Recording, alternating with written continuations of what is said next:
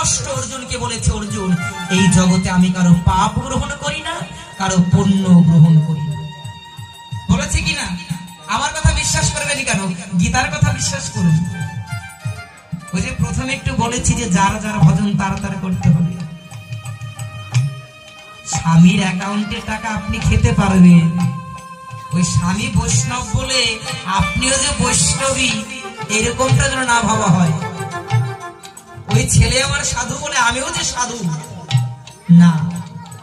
যদি পারেন, যদি কারো স্বামী সাধু হয়, আজ হতে এখন হতে আপনি হতে পারেন বা না পারেন, ওই বৈষ্ণব স্বামীর চরণ ধরে পড়ে থেকে ওনারই গোবিন্দ সেবার কাজে সাহায্য করে দেবে। দেখবেন আপনি ভক্ত হতে পারবেন। আমি অনেক সংসার দেখেছি, ছেলে মেয়ে ভজন পথে এগোতে চায় কিন্তু বাবা মা দিতে চায় না।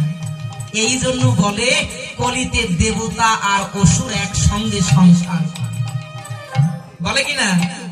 সত্য যুগে আলাদা আলাদা থাকতো। রাম থাকতো কোথায়? অযোধ্যায়। রাবণ থাকতো কোথায়? লঙ্কায়। কিন্তু কলিতে রাম রাবণ মানে কি? অসুর আর দেবতা একসঙ্গে সংসার করে।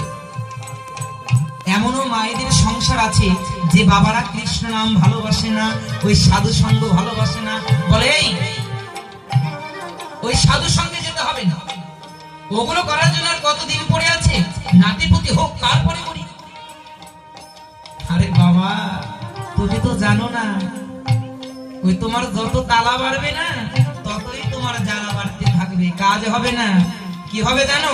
ওই নিচতলায় থাকতে থাকতে তুমি হাঁটা শেখো।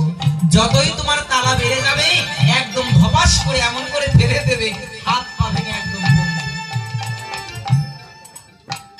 আসতে পারবে না।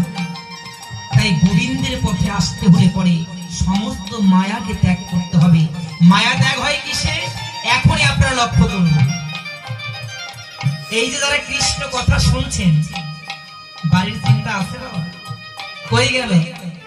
হ্যাঁ, বিভোর হয়ে গেছেন কৃষ্ণ কথা শুনতে।